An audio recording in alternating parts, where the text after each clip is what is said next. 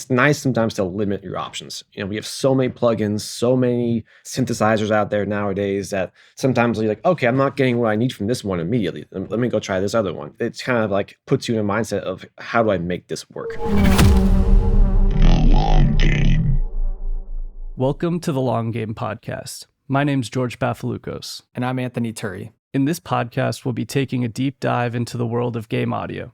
Join us as we explore the careers, challenges, and triumphs of the professionals who craft the sounds that bring our favorite games to life. From composers to sound designers, each episode takes you behind the scenes, sharing the stories and insights of those who play the long game in this ever-evolving industry. Today, we're joined by Ian Strother. Ian is a sound designer at WayForward Technologies who's worked on games like River City Girls 2, Contra, Operation Galuga, and Yars Rising, among many others. Throughout our conversation, we learn about his career transition from AV work and studio engineering into the world of game audio. Dive into his unique approach towards designing UI sounds and hear his advice for standing out in such a competitive field. Let's dig in. Ian, thanks so much for your time. Happy to have you here. Oh, yeah. For those that don't know much about you, do you want to quickly give us a synopsis on who you are, what you do, and what you've been up to lately? My name is Ian Strother. I am currently a sound designer at WayForward Games, and that's kind of about it. I think I'm from Sacramento, California, currently living in LA, and yeah, that's kind of about it. Sweet. So can you take us way back to when you first started out? Tell us about how you grew up, what kind of media you were consuming, and kind of what got you into audio in general at an early age. Let's see. So, growing up, obviously, I was a huge Star Wars fan. So obviously, that this has when you're a kid, that's the craziest sound design. But, it wasn't really even conscious. You know what I mean? Obviously, you're out there with lightsabers and, making blaster sounds or whatever, but it wasn't really a conscious thing of oh, this stuff doesn't exist. Probably because it felt so real. But my audio journey kind of started, I think, in the 7th grade, I want to say. I started playing music. My parents bought me a bass guitar, and I just kind of fell in love with it. And all through high school, I was in numerous bands. I was in jazz bands, orchestras. I was in 2 bands outside of school. So I was constantly just living that life. But even in high school, I was kind of stressed about making a living off of just being a musician. So I was kind of looking for other ways to maybe incorporate my love for all this stuff into my life. And I think about my junior year, maybe my senior year in high school, we had a college recruiter come out, and he was recruiting for a college named Expression College, or as my friends say, Emotions. And they were kind of a new age, or not new age, but new media arts school. So they had a music recording and production program. They had a 3D modeling program. They had a film and television program and all this kind of stuff. And that's kind of when a little light bulb went off, oh, I could do music production or, music recording and engineering. There might be 4 or 5 guys in the band, but there might be 15 guys working on the album. That'd be fun to maybe make a career out of that. So that's kind of where I began to shift a little bit into maybe not making music a full-time career. And so, I signed up for that college. It's a 2.5-year program for a bachelor's degree. So it's kind of a win-win, get in and out of college quickly, and I get to do what I like. So there's no reason not to do it.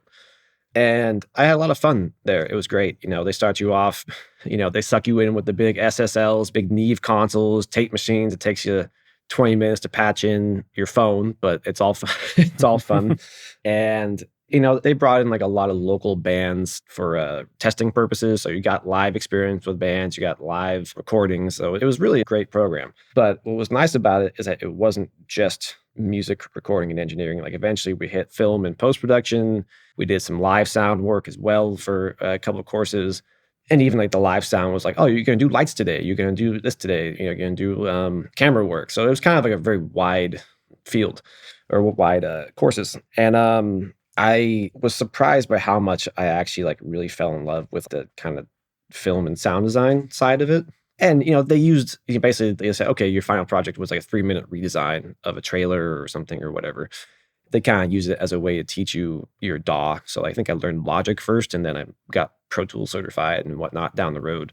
But my first thing was a Mass Effect trailer. I think I redesigned, and I just thought it was the coolest thing ever. I was I'm just dropping in jet sounds. I'm dropping in, and it's almost straight library pools. I wasn't even doing anything crazy, but it was just it was a lot of fun. And that's kind of where it became a conscious thing of like, oh, sound in films is all made up, is all, all added in later, but like to actually do it, like the light bulb kind of goes off a little bit. So that's really where I kind of started to fall in love with the idea of doing sound. And I didn't know if it would be post or games or film, television. I had no idea, but I knew like this is kind of like, it felt better in my body kind of thing. Like if that makes sense. That sounds kind of hippie, but it just felt totally. better. Just felt natural. Yeah, exactly. So consequently, after college, I didn't have the means to leave Sacramento. So up there, especially then, it's maybe got a little bit better, but especially then, there was absolutely no market, no jobs for anything film, anything games, anything really like that at all. So I took a job doing hotel audiovisual work for like corporate events and parties and stuff like that. I had a lot of fun with it, but man, that could be some stressful stuff. People come in, they pay $15,000 for AV package, and they get like 2 speakers and a crappy little Mackie mixer. It's just like, I felt kind of scammy a little bit. But starting at this hotel, I made a lot of contacts, and eventually, in terms of Sacramento, I think I had as many gigs as possible. I eventually had a full-time job at UC Davis, working in their theater out there. They have a lovely theater called the Mondavi Center. There's a casino up there called Thunder Valley. They have a lot of like a big summer concert series. They had some big names come out, which was, again, I was on the audio team, usually either running the stage or like running monitors. And I also had a recording studio job up there as well. And that was mostly rap and hip hop at a studio called Amina Labs. And again, that was a lot of fun. I got to work with some decently big Bay Area rappers and Bay Area artists. So, consequently, I was like working like 70, 80-hour work weeks all the time. And I was like driving between Sacramento to Davis to all these other outlying areas in the Sacramento area. So it was a very like busy life.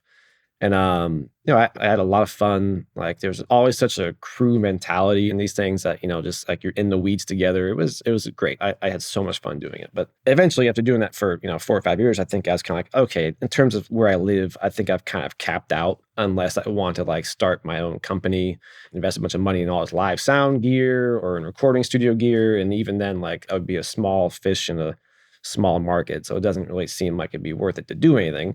So then I decided to move to Southern California, to LA, to try and pivot a little bit and get back into the film world or sound world or something of the sort. Because this whole time I've been like applying to like Sony, Santa Monica, or like all these other Riot Games. I had no reel, no nothing, just vibes and a resume of like, here's my live sound resume. This is cool, right? So I just didn't have time to like work on anything. So I was hoping to like, maybe start over fresh a little bit, maybe disconnect from some of these gigs and have some more time to get into what I wanted to do. So what's the first job I get is another hotel AV job while I'm in Southern California. And this was like a 4-star, 5-star hotel. So it was even like crazier and like bigger. But I'm sitting there one day and I'm running sound and video for like this. It was like the National Battery Association or something. So all these companies that do make batteries come and just talk the about other NBA. Yeah, exactly. It was something like that. And I was sitting there, I was like, it's cush. It's, you sit there, it's just 25 push to talk mics. It's not bad, but it's just like, I can't do this for life. This is just not satisfying. And then, I was there for 3 months and COVID hit. And obviously like the first thing to go during the shutdowns was live events. So obviously that got shut down. I was out of a job before most people were. And for the first time, probably in like my adult life, I actually had time to kind of sit down and think a little bit more about a strategy or about what I wanted to do exactly. And I knew it was something sound design related. And my girlfriend, who's now my wife, was saying, oh, like we've talked about games before. Like, why don't you go try and get into that? And I was like, great idea. Fantastic idea. The first time I could do it in ages. So, I treated it like a job. I got up at 9 in the morning, or got up earlier, started at 9 to 4 or 5 o'clock of just sound design. And I'm very thankful that I had this time because, I improved so much. Because, before I was coming at it from like a music engineering side, so I was just, let me try and compress this a little bit. Oh, it's not working. I didn't know what the hell to do. And then I signed up for like Akash the car. I'm probably butchering his name. He had like a little how to get in the game audio program. And I signed up for it. And the number one thing I learned from that was to get on Twitter. And, because there's such a nice community of game audio folks on Twitter. I think I met both you guys pretty much via Twitter before we Yeah. started working together. And that's like, was awesome. You get to see like, oh, I'm a sound designer for this game. This is how I made this sound. And it's like, holy crap, like you can do that. It just was kind of mind blowing. So yeah, like I said, I treated it like a job. It was really nice to just get to focus on it, choose a clip, design it almost every day. And eventually, I finally put a reel together. I stopped applying without a reel, like an idiot. And eventually, the WayForward job came up, and I applied, and I got it, and I've been here ever since, and I'm very thankful for that. So that's kind of like the whole thing. Hopefully, that wasn't too long. Yeah, that's kind of like how I ended up Not at here. all. That's awesome, dude. It always like surprises me, like the similarities between Anthony, Tommy, and I. Like your college scenario sounds basically exactly like mine. Like I started off going for recording bands, realized I didn't really like it. And then, maybe I'll do film, worked on short films for a few years, and then eventually kind of like dug my heels in with the game audio. And that's kind of like, it's just interesting how we all kind of start with music and then kind of trickle down into this niche of game audio. Yeah, we are definitely not the only ones too. I think it seems to be a pretty common thing, or like a failed musician that ends up in sound design or something like that. Yeah, it's funny. Yeah, you're totally right. That's awesome, dude. And another thing that you said that kind of stuck out to me was like the music sensibilities that you learn in college, how different it is when you apply it to sound design. It's just like, oh yeah, you need to cut, everything below 80 hertz if you're doing this or that and the other, and compress this, and don't have your bass wide, and all of these rules that you learn that are like total no-nos in music that like we do on a daily basis as sound designers. Exactly, it's hard to break that habit after being taught it for so long in school. To be honest, I don't even remember the last time I actually used a compressor for normal compressor purposes. I mean, it's crazy how it's the same but so different, and it's hard to break out of that. It's so hard. Yeah, because they condition you a certain way. Like they make it seem like if you do this on a record, then you're just completely screwing up. But yeah, it took me way too long to understand that when it came to sound design. It's like, it's a different thing. The way you're going to process this audio is meant to be different. And like the amount of distortion everybody uses in sound design is just, you could never get away with that in a music context. Oh God, no. They throw you out. You'd be fired on the spot.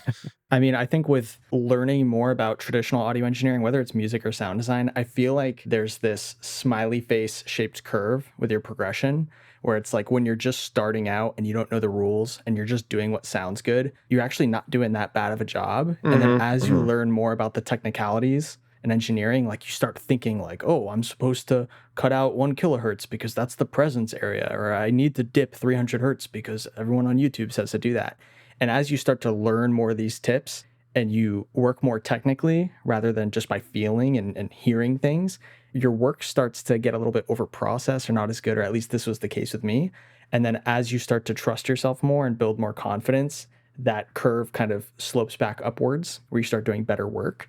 I feel like the more I learned in the beginning, the worse I started doing until it eventually evened out. But yeah, I hear you 100%. Like the way that you, I don't know, compress rap vocals is way different than how you work with VO, where you want to maintain more dynamics and you don't want to like slam everything into oblivion. And then with sound design, when you're making these high transient, high impact, like explosions or gunshots or ballistics or anything like that, you might compress a different way. So totally different schools of thoughts between the two. So yeah, I totally hear you there. Yeah, and that's kind of how, that's the smiley face curve, I think, is a great way to say it. Because like when I first started out in college, I was just like dropping stuff out, and it's like ignorance to bliss in a way. Like, this is so cool. Like, I'm gonna just drop this in, and it just doesn't freaking matter. It's great. But then I remember like the whole time I was doing live sound, like, oh, I have a day off. Let me try to do something that I like. Let me try. And it became a point of frustration because it was just like, I can't get this to sound cool or the way I wanted to, or anything of the sort. So it became like a very polarizing feelings of like, I want to do this, but goddamn, like I feel so stuck with it. And you're right. It took me a long time. It wasn't until I started doing it every single day, but it took me ages to kind of like get past that mental barrier, of like, you became frozen, It's just like, and then I started a project, worked on it for half hour. Okay, this isn't working. Dump it. And that became such a habit of my life, and it just became very frustrating. So yeah, eventually, but once you break through that kind of that block and you can hit that upward curve, it's like it's a good feeling. Totally. 100%. It's like you got to learn the rules first and then learn how to break them. Yeah, That makes exactly. sense to me. I can definitely relate to that. One thing I did want to touch on, because you are like uniquely good at this, and it's hard to explain if you haven't had to do this kind of sound design, but you are like spectacular at chip sound design or like arcade style. And I just want to see how that kind of like manifested, because I know like when you and I first started talking on Twitter, I literally just looked it up while we were talking. The first time we ever spoke was on May 27th, 2021. And Wow. you had posted something and I DM'd you. And it was about getting a footstep switch to work on like the Unity 3D game Oh kit. God, yeah. So like I know that's not where your sound design was like at when you're applying to WayForward. And then that's just something all of us kind of had to learn joining the team. It's just like, oh geez, I've never done chip sound design before. I've never even thought about it. And then learning how to do it, it's like really interesting. It's difficult. The sensibility of it is completely different than most other sound design. So I just kind of want to hear how you kind of learned and how you got so good at that style. I mean, I kind of just got tossed into the fire a little bit with it. When I first got hired here, we were doing like the Contra, Operation Galuga vertical slice, and I sucked. I sucked so bad. My imposter syndrome was through the roof. Everything sound wise, I had thought I had learned over this time had just completely gone out the window. It was rough. And thankfully, Kevin Samuels, the former audio director here, he kind of knew that I'd be very green going in. So he was very patient and showed me a lot and kind of held my hand through a lot of these growing pains. But after we finished that vertical slice, and I kind of had like an idea, a little bit more of like the workflow and what was expected and what was needed, it was time to pivot to River City Girls 2. And then obviously River City Girls was like one of WayForward's most popular games. So this was a much anticipated sequel to it. And basically, like Kevin showed me what he did for RCG1, and the whole thing kind of like, you try to emulate these original arcade games in a way, but also you still got to make it feel modern. And that's kind of what we do here a lot at WayForward. Even Contra was like, how do you make an old sounding game feel new, but also still pay respect to the original and not just completely do something entirely different? Yeah, it's a dance for sure. It is, and kind of got to walk like a fine line of things. So River City Girls was a little bit easier because it's all, pixel art and it's kind of meant to live in that realm a little bit.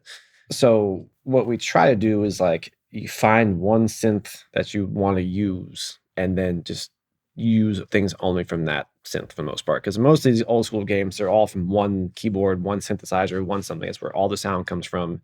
And it kind of creates like a little bit of a natural cohesion. So, Kevin, he's like, this is the synth I use for River City Girls 1. Like, just go wild with it. And he sent me it. It's like chip sounds. Like I can't remember the name of the plugin off the top of my head, but so I just went through and I just every single preset they had, I went and just recorded it, bounced it out, recorded it, bounced it out. And from there, you kind of just have to be very conscious of cadence and your frequency, content, and kind of range. Because chiptune and white noise can get very, very grating after a while. And I remember like my first kind of pass of the player sounds in River City Girls 2, I use like a lot of heavy white noise for like basic combat wishes. And you go in and you play with 4 people and all you hear is all these super, super harsh sounds. So we had to kind of go back to the drawing board and how do you get that feeling without being grating. So we had to layer some more stuff in, use those kind of white noise whooshes as layers, but also just keep some more basic, less abrasive whooshes as basic combat stuff. And then from there, for anything kind of special or spectacular, you just really, really lean into the tonality of things. And that's kind of where it's just okay to have a super tonal attack. It's meant to sound like Nintendo. It's meant to sound like these old arcade games, which are all just very tonal games. So you have to walk this line in a way and bring it forward, but also make sure it pays respect to the originals. So yeah, it's just a fine line. It's just a fine line. And I had to fail a lot with it. But yeah, eventually I think we kind of got there. And, I think River City Girls 2 was definitely probably the most fun gaming experience I've had since, being here, making a game. And I think, I owe a lot of that to Kevin Samuels on kind of like holding my hand through like the WayForward process. he held my hand through it all. So all credit to That's him. a great way to approach creating source. I think Ben Burt was the one who used an ARP 2600 for a ton of the Star Wars Hmm. sounds. And it sounds like you took a similar approach for the chiptune stuff where you find one synth, you stick with it, you don't deviate from it, and naturally you create these sounds like kind of world eyes amongst each other just from Hmm. using the same tools over and over. So I think that's a great bit of advice that a lot of people could learn from. Yeah, and I remember like my first like when I first started on RCG, I had put like a Bit Crush plugin on some of these bounces on some of these exports I had done, and Kevin was like, "No, it's one plug, one synth for a reason. Take it off." He got kind of mad because I was like, "Okay, yeah, let me Bit Crush it a little bit. It sounds cool, but no, it's like meant to sound like cohesive and from one thing, from one source, one synth." So yeah, 100%. It's just like it starts you off immediately. It just everything sounds the same. It's nice sometimes to limit your options. We have so many plugins, so many synthesizers out there nowadays that sometimes you're like, okay, I'm not getting what I need from this one immediately. Let me go try this other one. It's kind of like puts you in a mindset of how do I make this work versus what else can I use to make it work? But no, how do I make this one thing do what I want it to? So it's very like mentally freeing in a way. I found, especially working on the chiptune stuff, it was mentally freeing because I got to focus on 2 or 3 things.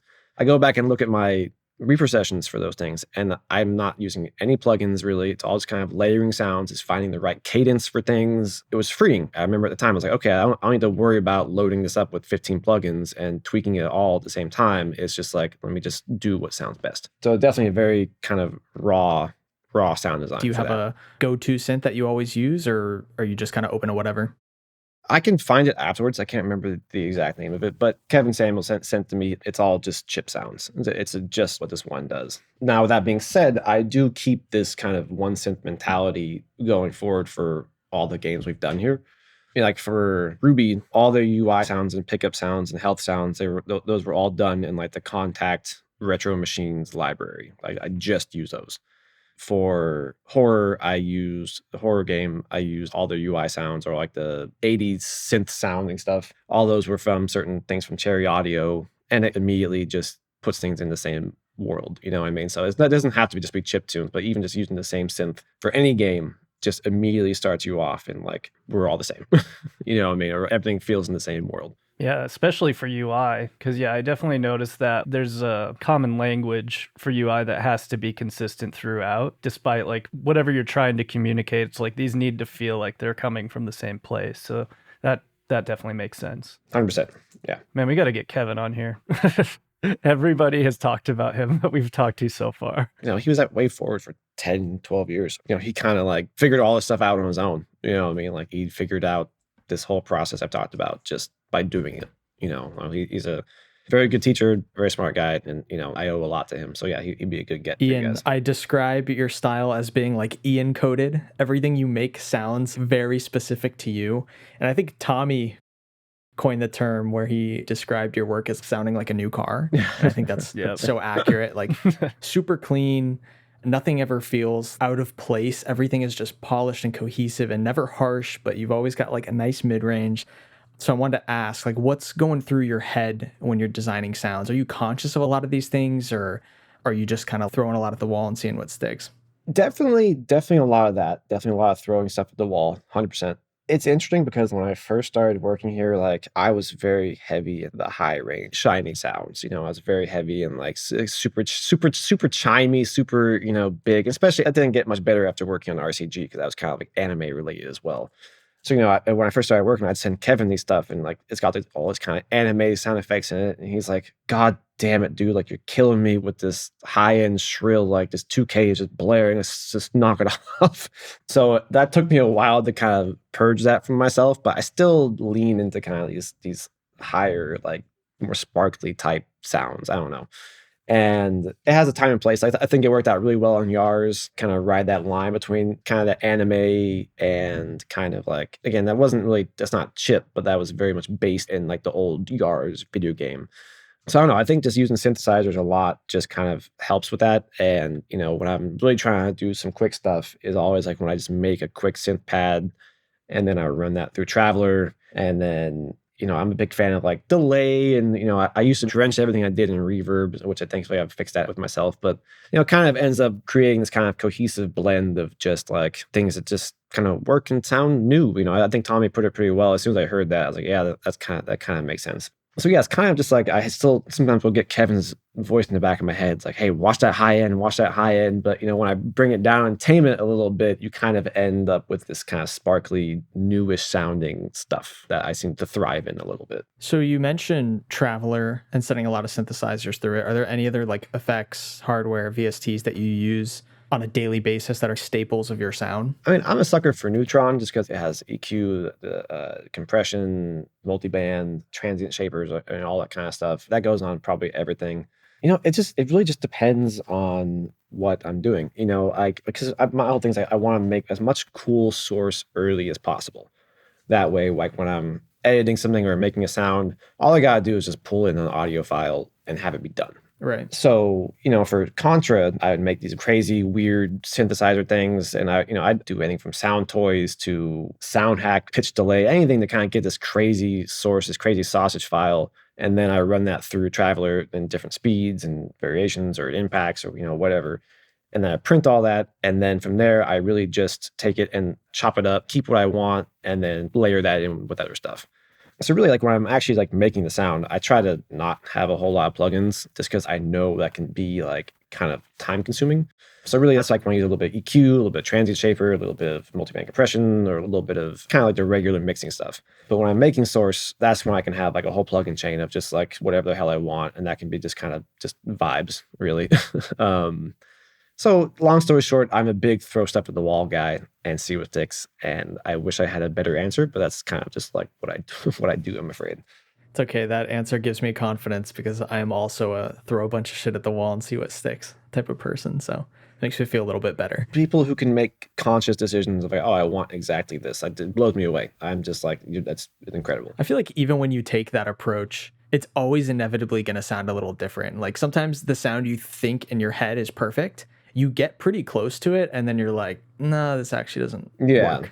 And you have to kind of like redirect. So I think the journey's, what matters most. Like throughout the process of throwing these ideas at the wall, you figure out what's worth keeping, what you kind of need to change in the process. So Exactly. One thing that you kind of taught me real early when I joined WayForward that I noticed and that I've been doing a lot more of as I've kind of gotten used to the workflows, you always test in game, like no matter what. Like you would rather not even start working on, say it's a player or an enemy, until you can actually hook in the animations and then see how it feels in game. So like where did that come about and how do you treat that process usually? I think the biggest reason why I do that was because of my experience with UI. I remember I did the UI on River City Girls, and that was my first time doing it. And none of it was hooked up in game. And Kevin at the time was just trying to see like, oh, can he do it? It's such a precise thing. Like, can he do it? So, I would go and I'd take a screen recording of me on a menu. And then half my time was like spent like syncing to like the clicks. You know what I mean? And I'm like, this is stupid. Like, this is such a waste of my time. And then the stuff sounds good when you watch it, but then when you go play it, you can spam through the menu 10 times as fast as what you were doing, and it all just sounds like garbage. Or, you can go back really quick and forward, back, whatever. And I was just kind of like, this is a waste of my time. Eventually, once the stuff is in, you can test it so much easier. It's just like, it helps with the creative process so much, in my opinion, to be able to just be like, okay, this move on the fly, I can tell it isn't going to work, and then you can go back to the drawing board immediately. So I just think it's a big, big time saver just to have stuff working in game. Because sometimes you can spend time making a beautiful explosion or, some sort of crazy thing, pop it in game. It doesn't work. It sounds bad. It's not big enough, or it's too big, or, whatever. And it's just kind of like, okay, maybe I should just wait till it's in, then get a sense of like what's going to work. It's just, there's so many factors. It's hard to account for all of that when you're just working off screen capture. And also just because here at WayForward, we do have pretty tight turnaround, pretty tight deadlines. They want a whole player done in a day and a half, 2 days, if that really. So you really need to be smart with your time. And just so many times you put something in and it just doesn't work. And that's completely fine. That's completely normal. But it's just some people, Tommy, for instance, like he can just make a sound blind, pop it in game, and it sounds great. He's That will never cease to amaze me. I know, and that's like all of his experience. He just knows what's working. I've gotten a little bit better at it myself, but he himself is like excellent at that, and it's just not how it works. I need to feel it in game. See, if you spam this move 50,000 times, is it going to be annoying? Is it going to be too much? And this is kind of go back to what I mentioned with River City Girls earlier. Like I made all these cool sounding white noise whooshes, but if you put them in game with 4 players, it's just overwhelming. So now we got to go back to the drawing board and go back, reopen those tickets, or go back, Right. Ask them for another one. And then, then management's like, why are you going back to this again? And you got to explain this because it doesn't work.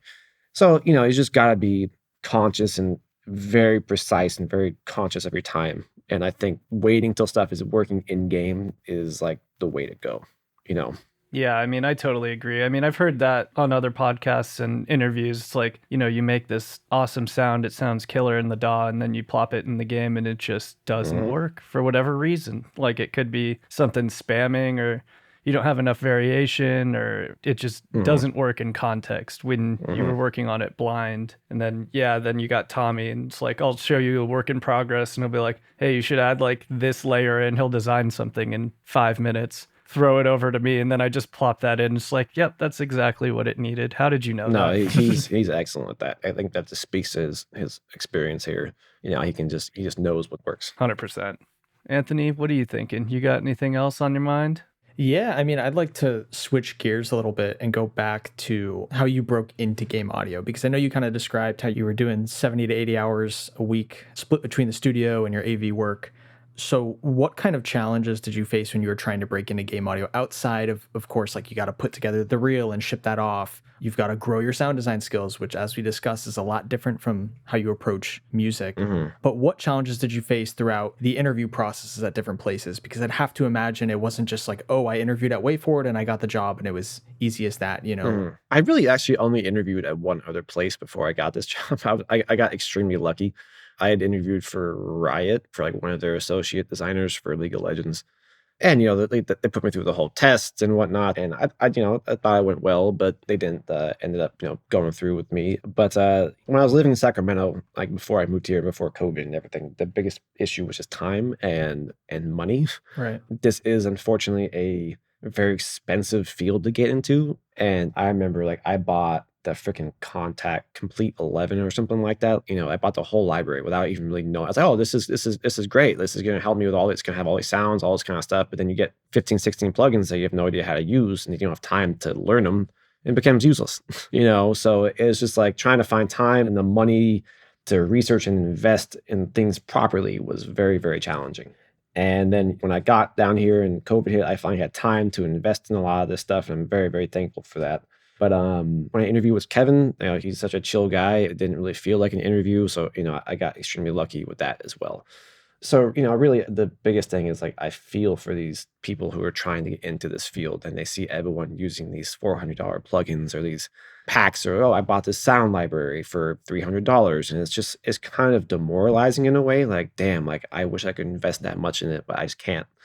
So that's the biggest challenge. And I just want people to know that like you can make great sounds with not such great resources. It's completely possible. And I wish I did more of that myself these days, just for purely exercise purposes, but it's entirely possible. And just keep going. It's okay if you don't have the freaking suite of plugins. Just do what you can and make it sound good. And that's all that matters. And so just even me getting mentally past that was very difficult. I mean, I can relate to that a lot. I didn't have the money to be buying like Boom Library, sample libraries, and things like that for a long time. And the only sounds I was using was stuff I had recorded, or like Sonus, like the GDC free packs that they would put out every year and stuff. So like, yeah, it's a good skill to have if you're trying to break in. Get a little field recorder. 100%. Record everything. You would be surprised. I have used some of the most bizarre sounds in shipped games that I recorded the first year I got my like Zoom H5. Just keep your own library, maintain it, organize it to where you can find things, because you never know when something's just going to be perfect. Like what's coming to mind right now, I recorded a mandolin string on a matchbox, like on the strike pad, and I used it for like an insect creature in Yars. I think it was like that little slug guy. Yeah, no. And I recorded that like literally probably in 2018, you know? It's amazing the stuff you can kind of unearth when you have a massive library yourself. Yeah, exactly. Absolutely. So yeah, that was something I wanted to bring up. Like, did you do a lot of field recording or self-recording when you were getting started, or was it a lot of libraries, a lot of synthesis? Because it was kind of a lot of synthesis for me because I came from making electronic music before I really got started in sound design. Hmm. And then yeah, I got my field recorder and then started building my own library. But yeah, how did you get started? I bought an H6 years ago in the hopes of making your own sounds.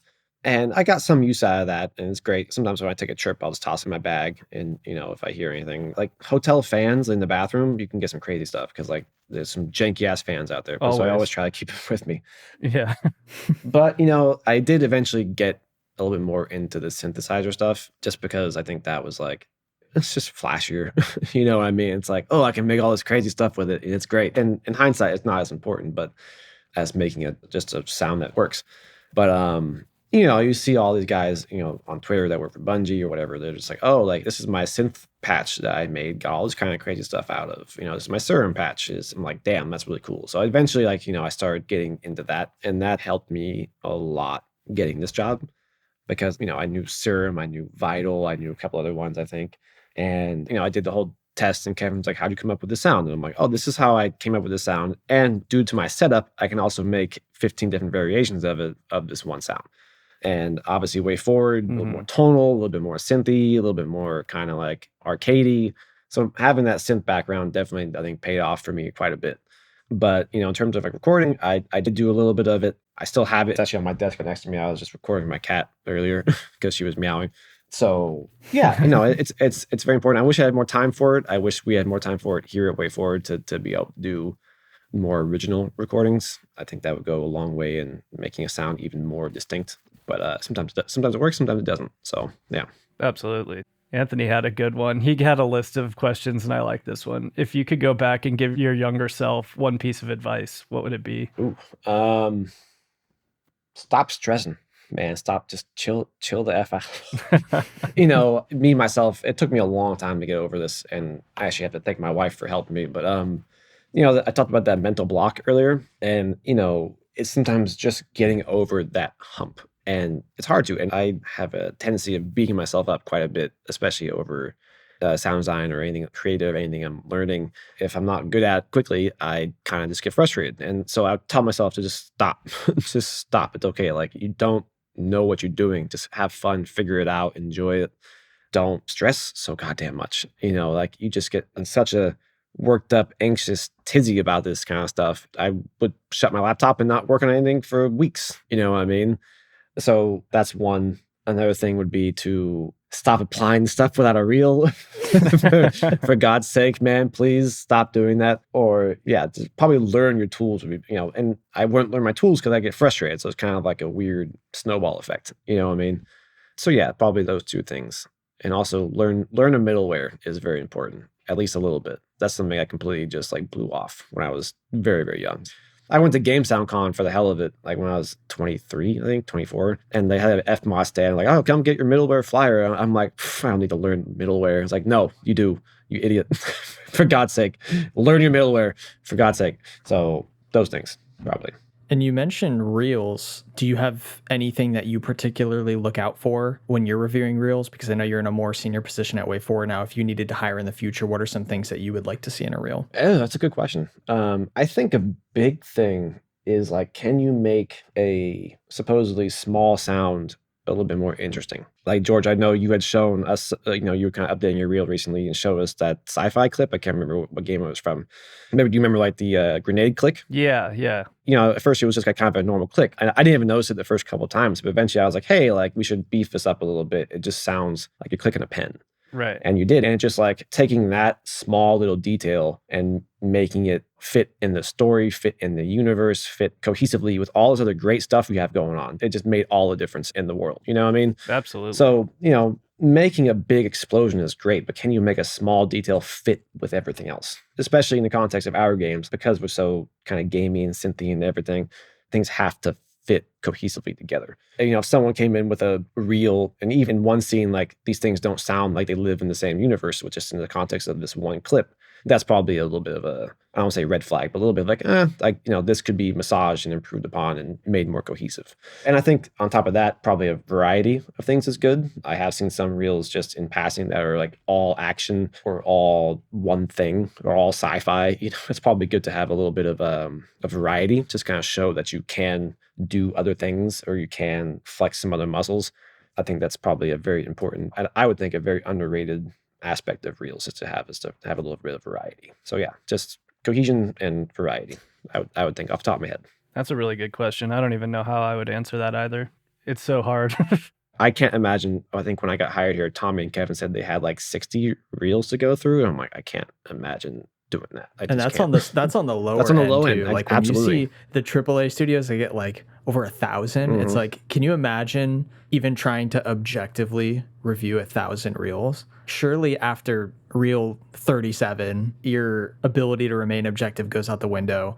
If your attention's not hooked in the first 3 to 5 seconds, you're already probably going to start tuning out. I mean, there's like so many things to consider. So that's why I asked the question, because I feel like anytime I talk about reels with people, what they're looking for is always a little bit different. Like you mentioned, you want to see variety, and I agree with that. But I also know that there's some people, if they're hiring someone to do firearm ballistics on a game, or like let's say they're trying to hire a sound designer for Call of Duty and they need to do a bunch of weapons, they want to see someone like double down and specialize in that particular field, and maybe they don't care as much if they have a ton of experience with ambience or UI Also or these true. other sound palettes. Also very true. I guess the short of it is that every studio is looking for something different, and even though 2 jobs might be posted as sound designer roles, what they're looking for is always way different. I feel like I've interviewed at so many different places now, and I haven't met 2 teams that were looking for the same thing. It's just always something unique. Every project's different. Every team composition's different. The tools, the tech, everything is one of one. So no, you're completely right. That's why I asked the question. And it's such a crapshoot sometimes because you don't know if they're looking for a ballistics weapons guy. You know what I mean? So it's such a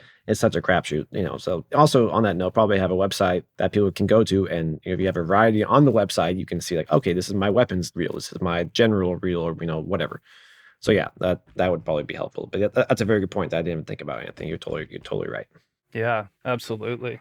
We're like coming up on an hour here. So one final question to tie it up. Where do you see the future of game audio headed? That's a tough question because like the state of the game industry is in such a weird place. But I do think game audio subsection of the greater audio field is always the one pushing the boundaries the most. I think we as a whole like come up with the craziest sounds, the most innovative sounds, the most innovative systems out of anything compared to like, film or television or especially live sound, but not to throw shade, but but that's one reason why I wanted to be in this field was people are always like, what boundaries can I push here? And I do think as of late, I've seen more people, just the general public, talking about audio, which is very exciting because people are noticing like, oh, this crazy thing is not easy to make, or this crazy system is not easy to make. And people are like, oh my God, this sounds incredible.